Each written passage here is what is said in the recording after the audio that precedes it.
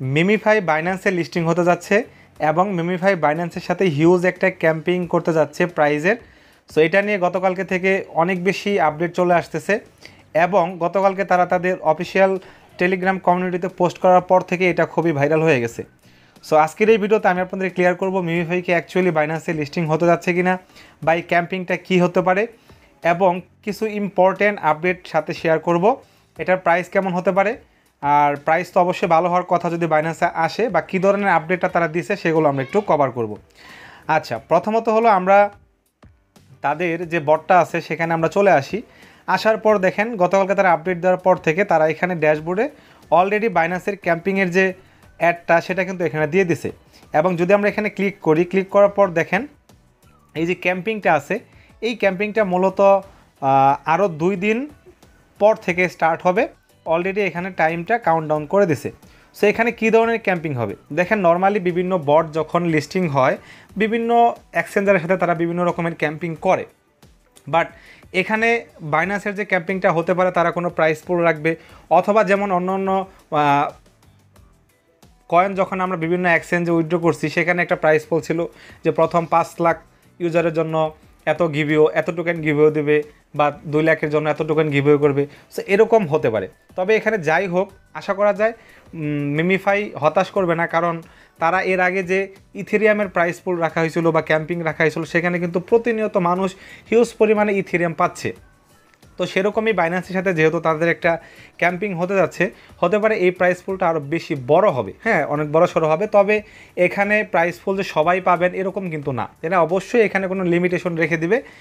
আর এখানে প্রাইস পুল আমিও এখনও পাই নাই, ইথেরিয়ামের প্রাইস পুলও পাইনি, বাট অনেকেই পাইছে আমার জানা মতে, আমি দেখছি। তো এখানে বাইন্যান্সের সাথে যেহেতু ক্যাম্পিং হচ্ছে তার মানে এটা বলা যাচ্ছে যে বাইন্যান্সে এটা লিস্টিং হতে যাচ্ছে। আর বাইন্যান্সে একটা অ্যাড্রপ লিস্টিং হওয়া মানে নর্মালি আপনার সেই কয়েনটার একটা ভ্যালু এমনিতেই মার্কেটে হাইপ হয়ে যায়, এবং মোটামুটি মার্কেট ক্যাপ প্রাইস মোটামুটি একটু স্টেবল থাকে বা ভালো থাকে। বাট যদি বাইন্যান্সের লিস্টিং না হয় তাহলে তো প্রাইসের দিকে অন্যরকম অনেকটাই যেটার কমিউনিটি হিউজ পরিমাণে বেশি সেই প্রজেক্টগুলোর প্রাইস নর্মালি অনেক ডাউনে থাকে। বাট বাইন্যান্সে আসলে অবশ্যই আমরা ভালো কিছু পেতে যাচ্ছি। হ্যাঁ, বাইন্যান্স ক্যাম্পিংটা কী হতে পারে এটা এক্স্যাক্টলি এখনও বলা যাবে না, তবে বাইন্যান্স ক্যাম্পিং হতে যাচ্ছে এবং এটা মোটামুটি এখন শিওর যেটা বাইন্যান্সের লিস্টিংও হবে। সো মোটামুটি আমরা এতটুকু আইডিয়া করতে পারি। সো এটা নিয়ে অনেক বেশি আপডেট চাচ্ছেন অনেকেই, যার কারণে আমি ভাবলাম যে ভিডিও করে দেখাই দিই।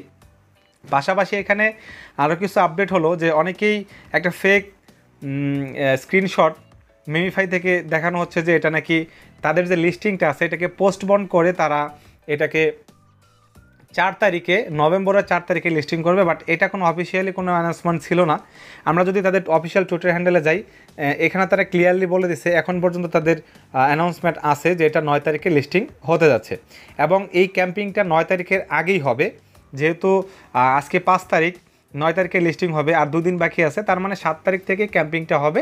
আমার যতদূর সম্ভব এই ক্যাম্পিংটা এরকম হবে যে এখানে উইথড্রয়াল ক্যাম্পিং হতে পারে, যে যারা বাইন্যান্স উইথড্রল করবে এরকম একটা ক্যাম্পিং হবে। তাছাড়া তো এখানে নতুন করে কোনো কিছু হওয়ার চান্স নাই যেহেতু প্রজেক্টটা শেষ পর্যায়ে। আচ্ছা, এখানে আরও একটা আপডেট আমি একটু শেয়ার করি।